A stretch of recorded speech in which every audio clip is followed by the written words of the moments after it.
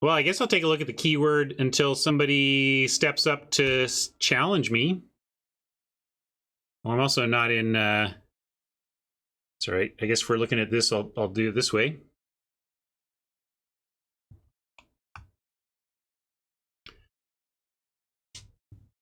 It's not every day Magic introduces a new evergreen keyword. The game already asks new players to learn a whole lot of things, and the more we have, the steeper the learning curve. However, occasionally we find something we're going to use enough to make it worth learning. And this is one of those times. So, for this momentous occasion, you get 2 writers since we proposed this new keyword together. I, Jules, will appear in normal text, and Andrew Brown will appear in highlighted text. From the very beginning, spells that kill creatures have been more efficient than the creatures they're killing. They must be, otherwise it's too hard to play catch-up, and the deck that's ahead will tend to stay ahead.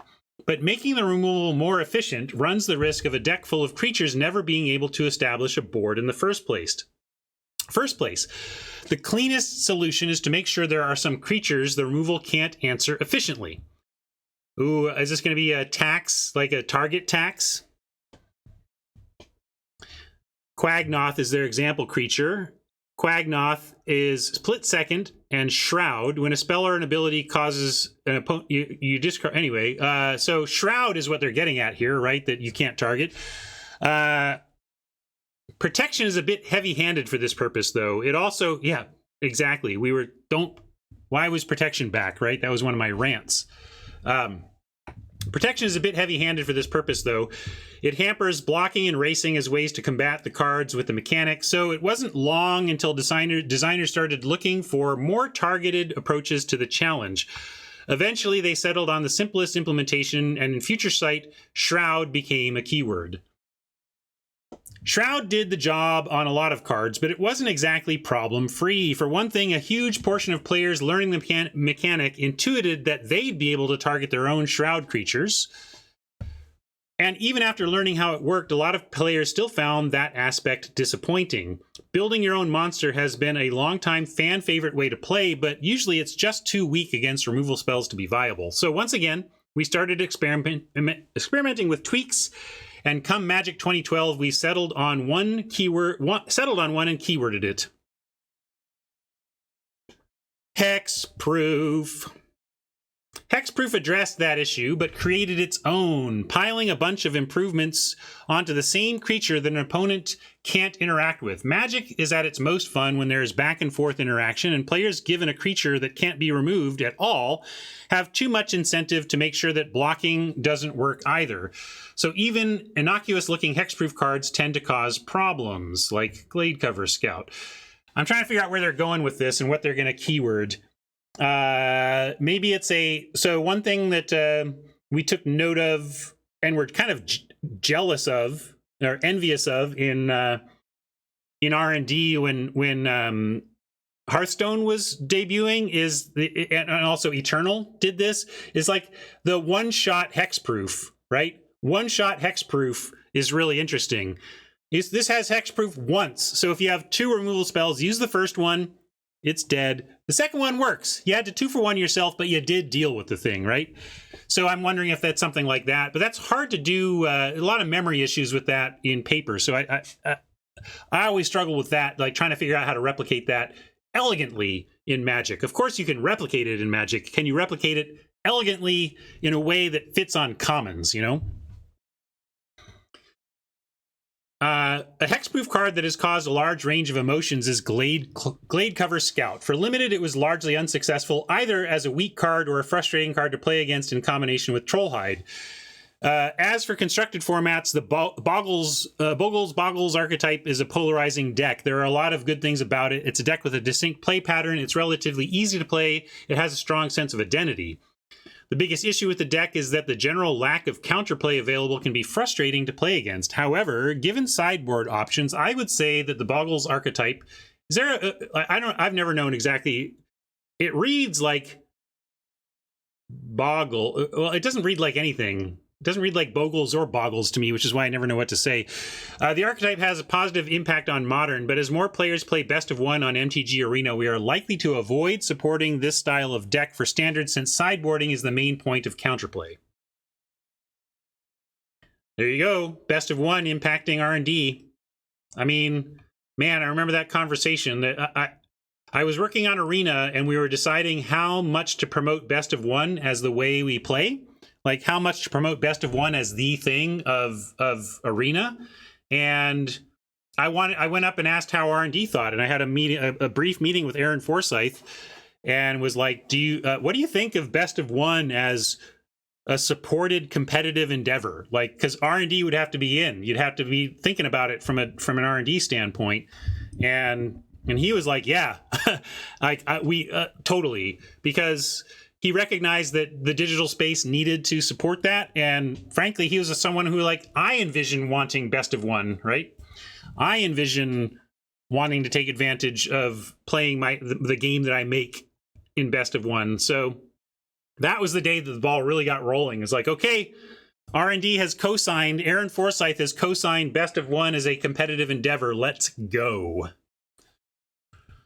And here comes one of the points where it's tough. Are you designing this game for best of one or best of three? It's tough. In short, it's not much fun to feel powerless, a lesson that recalls some previous Magic design solutions to problems. We don't actually need to turn off removal against so many creatures. We just need to make it less effective.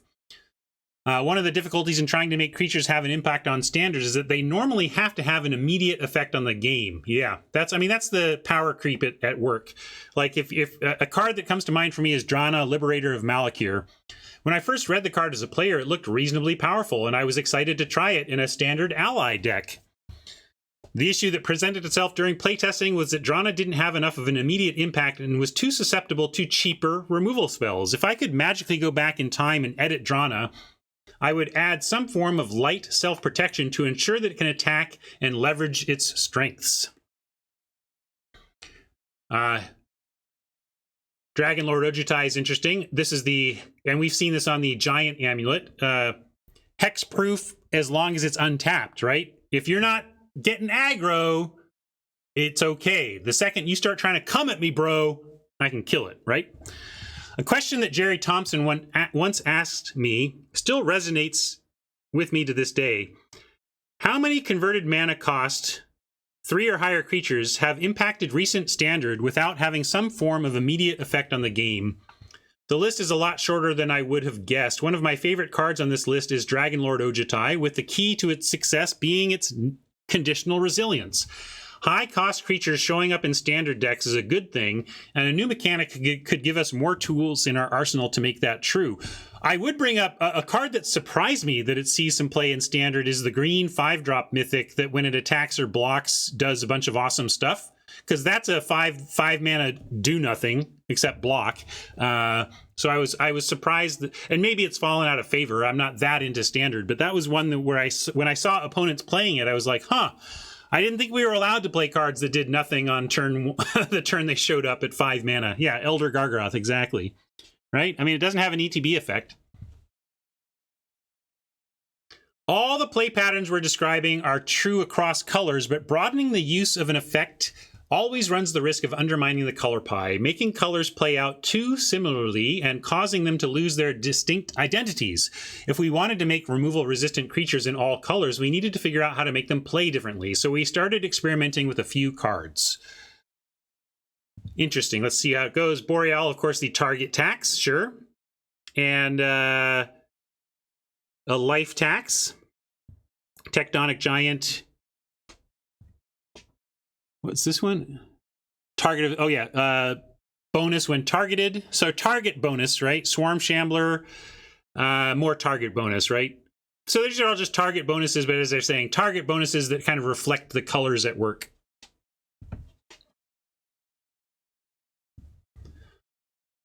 The results were very promising for 40-card, 60-card, and 100-card decks alike. So as of Strixhaven, we're narrowing the focus a bit to create a new keyword mechanic. Ward. Okay, so it's this is what I was expecting at the top when they, the tax. This is the thing that makes most sense to me. Yeah. Whenever this permanent becomes the target of a spell or ability an opponent controls, counter it unless that player pays cost. Now, I'm really concerned about that. Y'all know longtime viewers know I have some problems here. I wonder if they'll talk about them. I have some problems. I have some concerns, Wizards. I'm very concerned. The two most common forms you'll see are costing additional mana. Oh, so it's whenever this creature becomes the target of a spell or an ability an opponent controls, counter it unless. Is that the thing? Counter it unless? It's just going to be counter it unless. Okay. But yeah. Believe me, I'll explain the concerns when I charge. But I'm going to give Wizards a chance to explain it in the article first, and then if they don't ever touch on it or say anything, then we will. Oh, I can't be close to like actually being up, right? Let me know if some of you watching all the other matches. Let me know if they're starting to wind down and nobody's playing. Moving forward, we're not taking hexproof out of Magic. There are, the two most common forms you'll see are costing additional mana in white, blue, and green, and costing additional life in black and red. These two approaches both protect against removal, but ask different things of the rest of your deck and give opponents different incentives for when to bite the bullet and remove the warded creature. As we go forward, expect to see some more unique ward costs as well. And Andrew says, moving forward, we are not taking hexproof out of Magic. There are a lot of cards where hexproof has more merit than ward, a common case being on combat tricks like Ranger's Guile and Snakeskin Veil. And sometimes those big creatures that are hard to interact with are positive additions to their environments. Looking at you, Carnage Tyrant. At the end of the day, we've added another tool in the toolbox and we'll try to use it when it best suits a card. Here's looking forward to a greater diversity in the types of creatures that can make an impact in our future. Oh, and I almost forgot, we owe you a preview card too. Torrent Sculptor, 2 blue for a 2/2 Merfolk Wizard with Ward 2. Whenever this creature becomes the target of a spell or ability an opponent controls, counter it unless that player pays 2. Interesting that I want to see one written for the black-red, because it'll look different. That's kind of weird, right? I mean, the thing with parenthetic rules text is that it's supposed to be the same all the time. So I find it weird that Ward is going to have alternate parenthetical text. Has that ever happened? Is that that feels like a new thing to our game?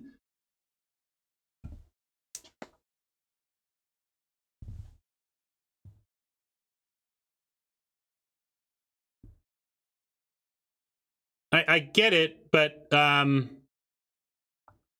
yeah. Anyway, you know what I'm saying. I can't imagine that the parenthetical text on red ward and black ward is going to be the same, which is which is an unusual step for Magic to take.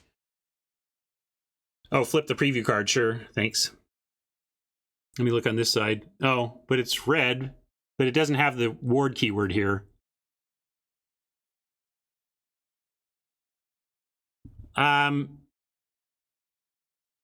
When Torrent Sculptor enters the battlefield, exile an instant or sorcery card from your graveyard, put a number... Yeah, okay, whatever. I'm not going to review the card right now. I want to review this mechanic. My favorite thing about this card is how the backside sets up future copies of the front side. Yeah, whatever. I don't care. Okay, so that's the end of it. So I will speak to my huge concern here. This ability is going to make people feel stupid. And people don't like the game to make them feel stupid. And how's it going to make you feel stupid? Because you're going to fail to read the text. You're going to tap out to cast your removal spell. And it's going to get countered. And you never would have played it if you had read properly. And sure, it's on you to read properly. We know that. That's why I'm saying it's going to make you feel stupid. It's not. I'm not saying you're going to find Wizards fully to blame or anything. But when it happens, you're going to feel dumb. And in general, it's a hot. When you make mechanics that are going to inherently make your newer players feel dumb. That's a risk, Wizards. So I'm pretty concerned about that. I totally get everything they were talking about here. Totally get the need. Like I said, I was thinking, is there an elegant way to do the you get it once type ability, right? Yeah, and they could have done it, right? Because as an additional cost to target this creature, ... Why didn't they do it that way? It'll get better, Pablo, but it'll again, I'm especially, much like Marshall, I do worry about the new players. We need new players to keep the game going.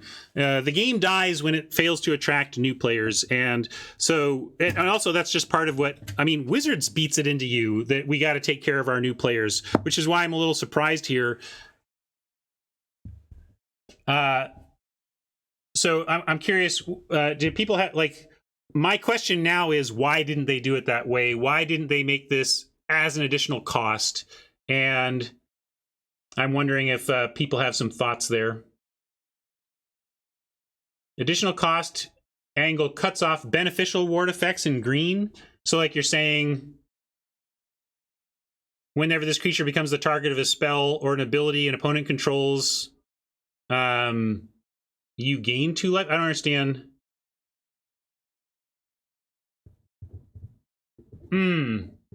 But it can be. I mean, it's no problem. As an additional cost to cast this spell, put a +1/+1 counter, right? I mean, I think you could, but again, you get into the elegance issue, right? It's certainly not elegant, I'll give you that.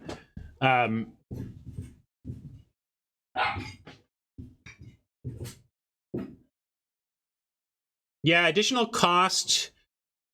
Yeah, but that's I mean, getting people to understand converted mana cost in edge case scenarios, while another barrier to fully enjoying everything Magic has to offer, it's not a barrier that makes you feel abjectly stupid in the middle of a game. I mean, it might if you feel like, oh, I feel dumb because I can't understand it. I'm just really worried about all the people who are going to throw away a spell. I mean, oh my God. Yeah, hold on one second, Oppo. I would like to... I had a little sticker on my finger if you're wondering what that was. I don't know what that is even, but I found it on my desk. But if you said, hold on a second, Oppo. I'm going to tap 5 mana and throw away I'm going to discard a powerful spell. That's my play for the turn. What are you doing? So...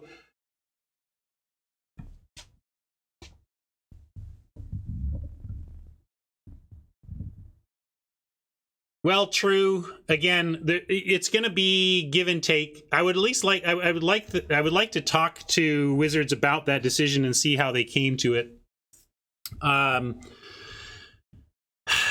So I like what they're attempting to do in terms of answering some of the tension between removal and creatures, and especially for constructed. I think there's a real problem with your game if you can't make if you can't make a creature that doesn't have immediate impact above 3 mana, you know.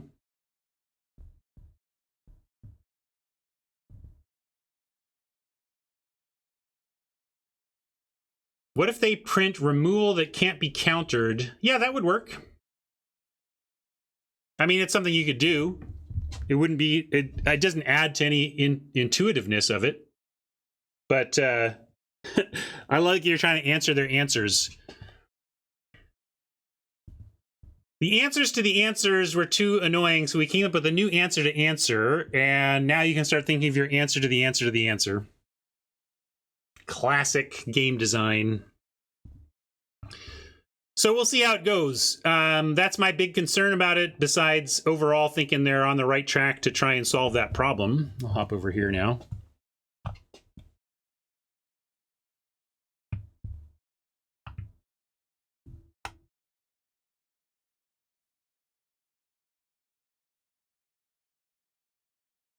Let's see. Do we have... I suppose I can check the...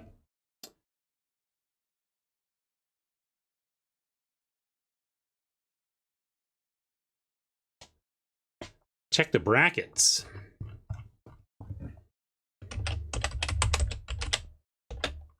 Is it bracket or brackets? There's my answer.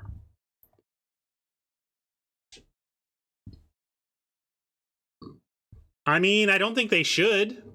Vargan says, do you think the Arena team will change the way the game handles this ability to let you rewind a spell that would be countered by it? I would say no, I don't think they will, because that would make digital significantly different from paper.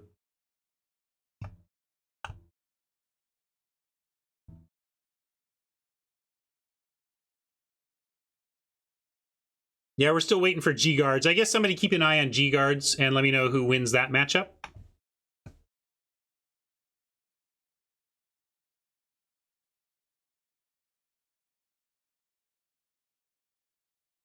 I suppose they could do an Are You Sure? If they, I mean, that's interesting. I say that it would make it too different, but there's obvious cases in which digital gives reminders that paper just doesn't. So there is inevitably some inherent difference between paper and digital that you can accept. So you could do an Are You Sure? Like, for example, when you target your own creature with something. But a lot of that Are You Sure stuff is because people make UI mistakes on Arena, right? They're giving you an Are You Sure? Because you might be about to make a mistake that you'd never make in paper. I would never accidentally, I just dragged the wrong spell out, right? Not that that's the case for every time that comes up, but that might be one thinking on it. Yeah. So we'll see. I think maybe I would be behind that because I'd be behind it in paper if we could have a level 5 judge saying, "Are you sure? Are you aware?" But I don't know. You just get, it's an interesting philosophical situation because ultimately, isn't that not the skill of Magic? Is this not just part of the skill set that we are comparing against each other and seeing who comes out on top? But if so, is this what Wizards wants to set up as the skill test, right?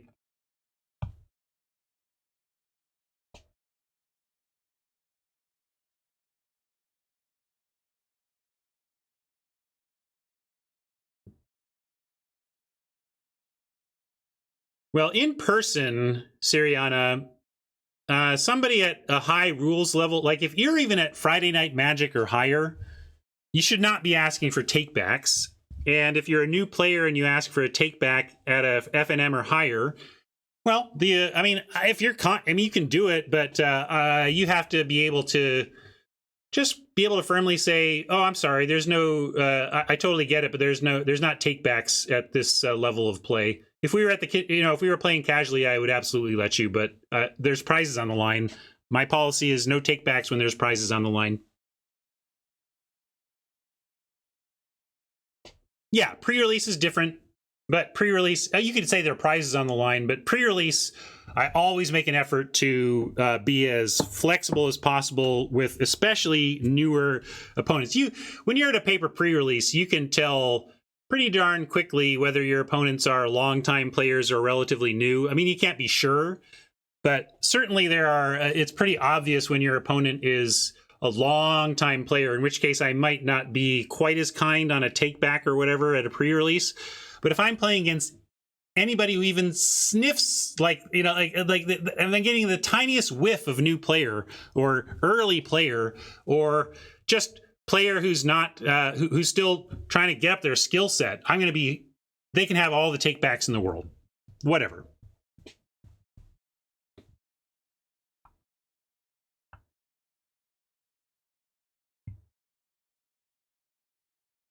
Yeah, there goes Nerd Girl. Waiting on Metal Mario and G Guards here. So would I be the person to ask, "Are you sure?" In a paper pre-release against a player I'm getting a whiff of newness from? Yeah, I would.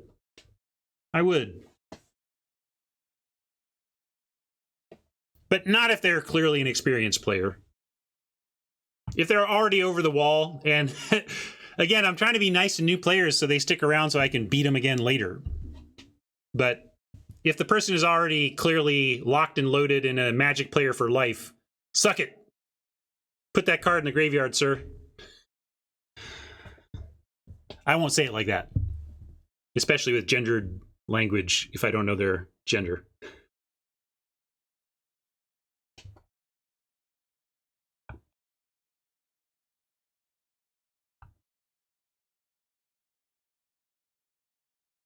It also sets a nice tone too, that you're there, that you're not there to be, because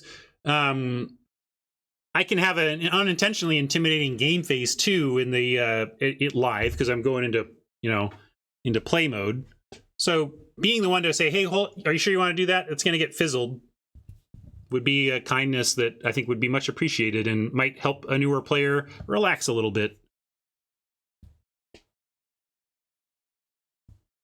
Yep, you got it, Siriana. You say, Ryan says no mercy. You put that card in the graveyard right now.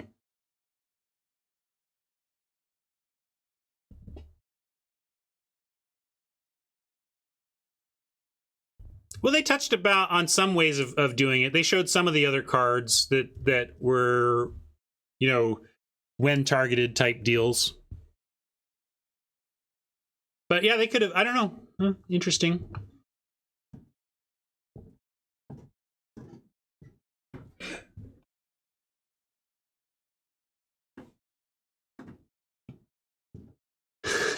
Football style eye black. I did play. I played 2 years of high school football, and I have a lingering injury from it still. Don't play high school football. Don't play tackle football. Don't let your kids play tackle football. Watch it, but I beg of you, don't play that game. Yeah, you could be a kicker, I suppose. I was offensive and defensive tackle. Guard/tackle. Lineman. Generic lineman, but not center.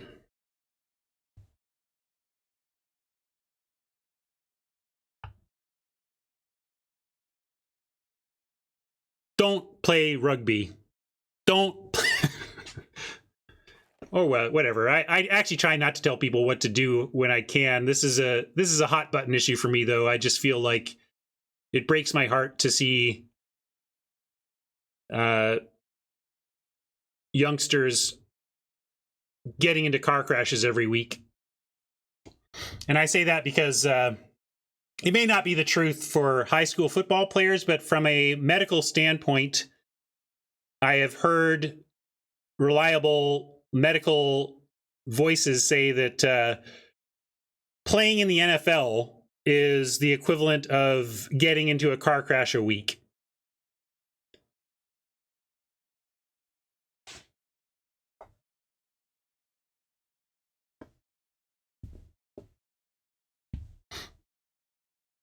Yeah, cars are pretty safe these days, but concussions are still a thing, right? That's kind of what they were getting at. Your concussive risk is car crash-like in football.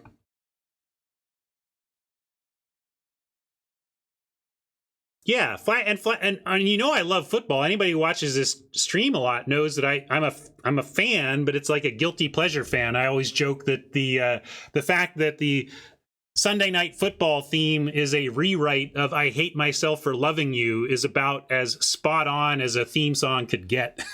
I just sing the Joan Jett song when that comes on. I hate myself for loving you. You destroy all your players. And something that rhymes with two. Anyway. Yeah, concussion protocol. Oh, my wife was telling me that there's medical advancement on the horizon of a saliva test for concussion. That would be great. That would be a start. I mean, there's players who undergo concussion protocol and are allowed back on the field when they... that is not a player who should be playing right now. I'm no doctor. I'm no scientist. I don't know how it works, Siriana, but I assume that when you are concussed, it affects your brain chemistry in a way that makes it to your spit somehow.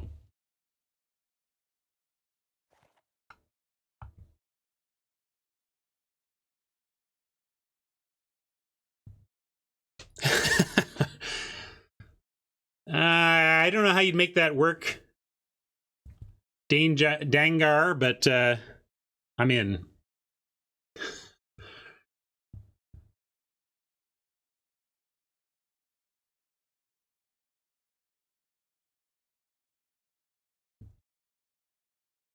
Yeah, one of my magic wand wishes would just be to magically make all contact sports safe, that nobody gets hurt in them.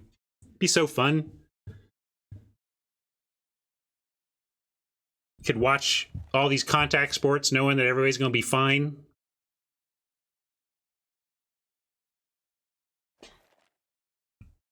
Let's see, how are we doing in the brackets? Looks like 1, 2, 3, 4 matches still going.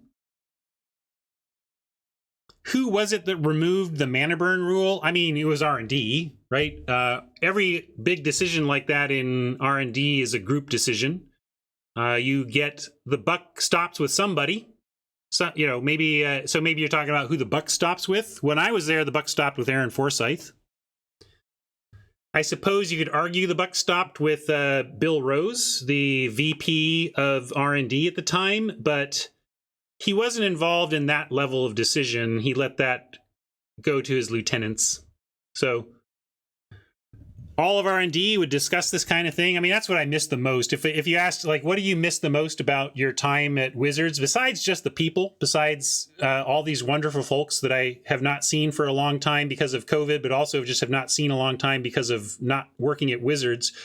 Once you get past the people, it's really the debate. The debate on what direction to take Magic to. The debate on how to change fundamental things about the game. It felt important for its context. Not that Magic itself is important, but in the context of Magic, it's the only thing. So, like, it felt really weighty to be discussing the future of our favorite game, and it was really, so it's just respectful, interesting game design debate.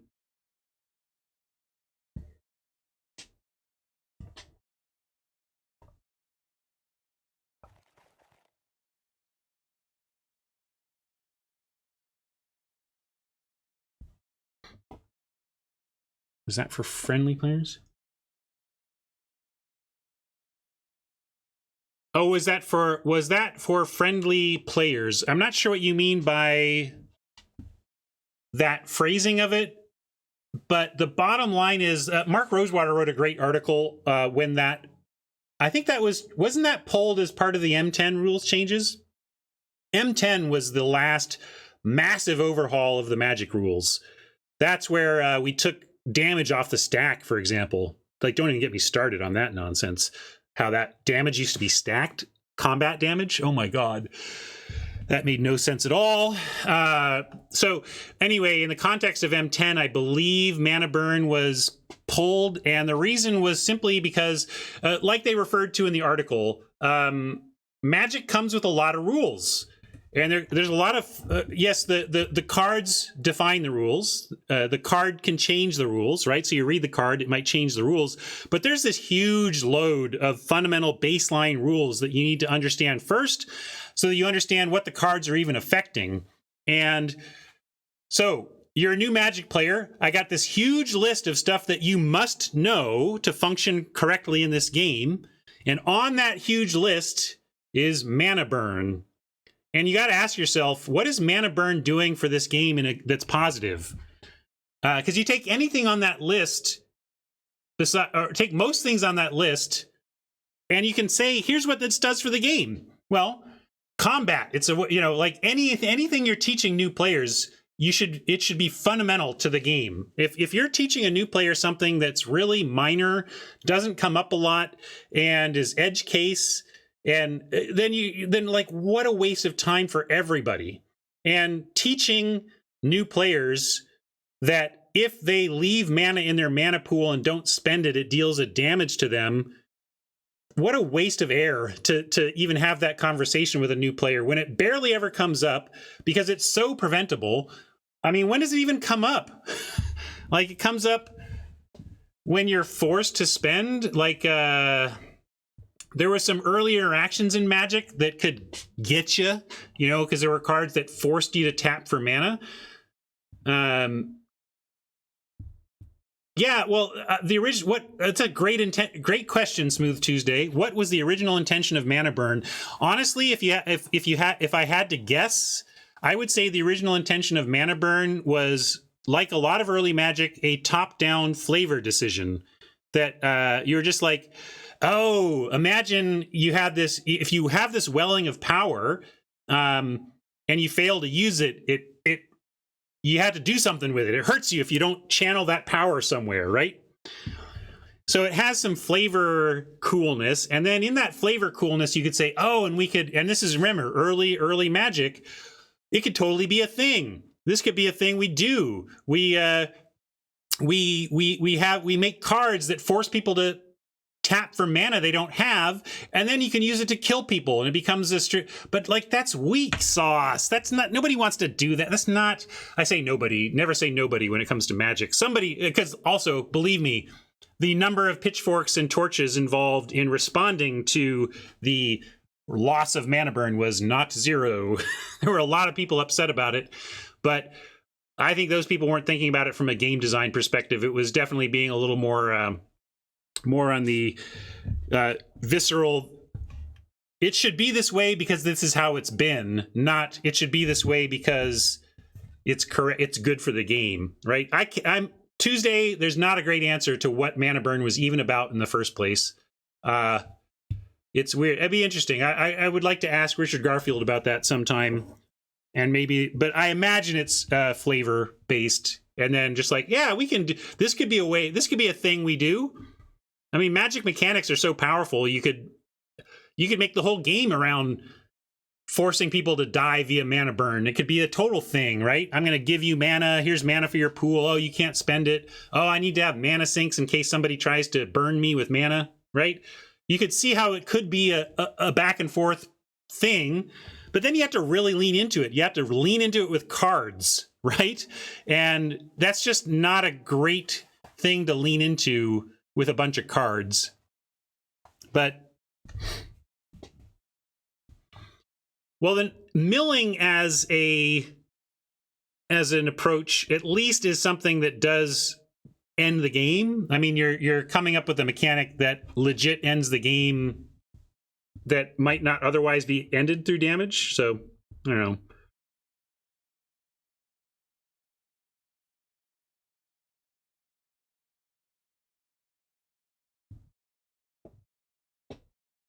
Did I ever play with Ante? Great question. No. Or maybe once or twice for fun. Like, I think we may have made, like, there were so many cards with Ante, we may have had some Ante decks in my kitchen table group. But the thing with playing with Ante is you generally didn't play your good, like, everybody is so averse to losing their cards that they just play with no value cards when they play with Ante. So now Ante might be the worst Magic mechanic ever. The most miscalculated because Ante was an alpha, right? So they didn't know if it was going to land, how it was going to connect with people. The idea of Ante, for those of you who don't know what Ante is, when Ante was a thing, at the beginning of Magic, Ante was expected. It was just part of the rules. And what it was is you'd present your deck and you'd flip over the top card of each deck, and that would be the prize pool for your game. And now you're playing for cards. And the idea behind it was marbles. Richard Garfield has said, that the idea of Ante was that he was thinking about the marbles gameplay. And most of us, I've never played marbles. Marbles is what I imagine people in the Great Depression played or whatever. But the marbles, the idea was like, if you knock your opponent's marble out of the circle, whatever, you keep it. Like, you're playing for keeps with marbles. So there was something about that playing for keeps idea that was appealing to Richard Garfield in his thought process, but then played out terribly. And basically people didn't do it. I mean, you can't make it, nobody put Ante cards in their deck, and people just wouldn't play for Ante. They'd be like, if you had Ante cards, people would look at you like, no, I'm going to find somebody who is not playing for Ante. See ya. So just nobody was doing it. So it was pretty. I'm surprised it lasted through Ice Age. Like, what's the last set to have Ante? I know Ice Age has Ante. I don't know if Alliances has Ante. But Ice Age was like 95 Tuesday. I think 2 years is a long time for it to die. Although there's a lot of time between developing sets and them releasing them. Although not early. Early in Magic, they were throwing cards out the door, which is why a lot of early sets have very, very terrible cards in them.